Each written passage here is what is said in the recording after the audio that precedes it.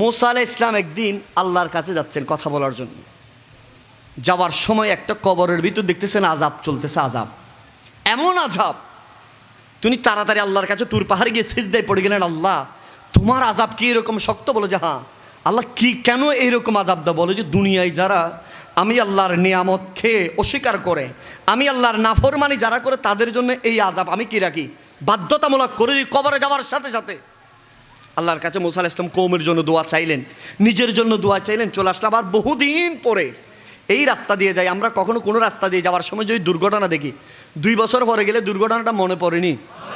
ওই মুসা আলাইহিস সালাম একই রাস্তা দিয়ে যাচ্ছিলেন, যাওয়ার সময়ই যে একবার আযাব। এই কবরের দিকে এখন একটু দেখেছেন, দেখতেছেন যে ব্যক্তি আযাবে ছিল সে ব্যক্তি এখন জান্নাতের ভিতর ঘুরতেছেন, জান্নাতের বালাখানা সেই জন্য ওপেন করে দিছে।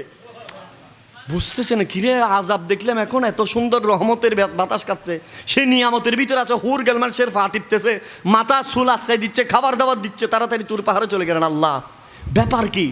যার শাস্তি দেখে আমি এত বনি ইসরাইলের জন্য দোয়া করছিলাম, আল্লাহরে এখন সেই বিহাল তবিয়তে আছে, জান্নাতের ভিতর ঘুরতেছে শুধু। আল্লাহ কারণটা কি? আমার আল্লাহ বলতেছেন, মশারে সে যখন দুনিয়া থেকে মারা যাচ্ছিল, তার স্ত্রীর পেটের ভিতর তার একজন সন্তান ছিল। বলে যে সন্তান দুনিয়াতে আসছে, আসার পরে 1 বছর যায়, 2 বছর যায়, 3 বছর যায়, 4 বছরে সে যখন প্রথম কথা বলবে, তার স্ত্রী ছিলেন ইমানদার, তার সামনে নবজাত শিশুর সামনে তোমার উপর যে তাওরাত দিছি সে তাওরাত কিতাবটা খুলে দিছে। ছোট বাচ্চা কি পড়তে পারে? বলে যে না, হাত এমনি শুধু উপরে উপরে হাত বুলাচ্ছে। রহমতের ফেরেশতারা আমারে বলে, আল্লাহ রে, যে সন্তান এখনো পড়তে জানে না তোমার কিতাবের উপর হাত বুলায়, আল্লাহ তুমি না রহিম, তুমি না রহমান, তুমি না সাত্তার, তুমি না গাফফার। এই সন্তান এখনো তার বাবাকে বাবা বলে ডাকতে পারে না, এখনো জানে না তার বাবা বেঁচে আছে কি নাই। আল্লাহ রে, দুনিয়ার কোনো গ্রন্থ নয়, তোমার গ্রন্থ তেলাওয়াত করছে, তোমার গ্রন্থের উপর হাত, নুরানি হাতগুলা, ছোট্ট বাচ্চার হাতগুলা বোলাচ্ছে। আল্লাহ রে, তুমি চাইলে তার বাবারে তুমি কবরটাকে আযাবের কবর থেকে চাইলে রহমতের কবর করে দিতে পারো।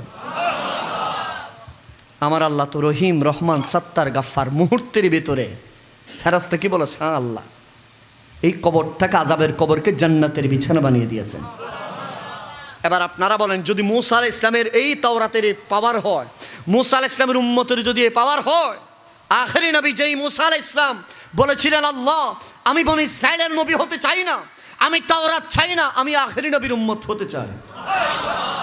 আর সেই নবীর কোরআন শরীফ আপনি পড়ছেন, কোরআনের বাণী শুনছেন, কোরআনের তেলাওয়াত শুনছেন, কোরআনের মাহফিলে বসেছেন, কোরআনের তাজকিরা হচ্ছে, আল্লাহর জিকির হচ্ছে, নবীর শান হচ্ছে, ইয়া রাসূলুল্লাহ বলছেন, আল্লাহ রাসূলকে সন্তুষ্টির জন্য এই গণের বাড়ি সমাজ ক্লাবের উদ্যোগে বসেছেন। বলেন, আমরা যারা দুনিয়া থেকে বিদায় নিয়েছেন, আমাদের মা, আমাদের বাবাদের 1000 বছর আগে আমার নবী বলেছেন, আমার কোনো উম্মত যদি, তার পূর্বপুরুষ যদি কবরে থাকে, সে ব্যক্তি যদি রাসূলুল্লাহর মুহাব্বতে যদি এক মিনারে কলব নিয়ে যদি জলসায় বসে কোরআনের তেলাওয়াত যদি শুনে, আমার আল্লাহ তার পূর্বপুরুষের কবরকে জান্নাতের টুকরা বানিয়ে দিবেন।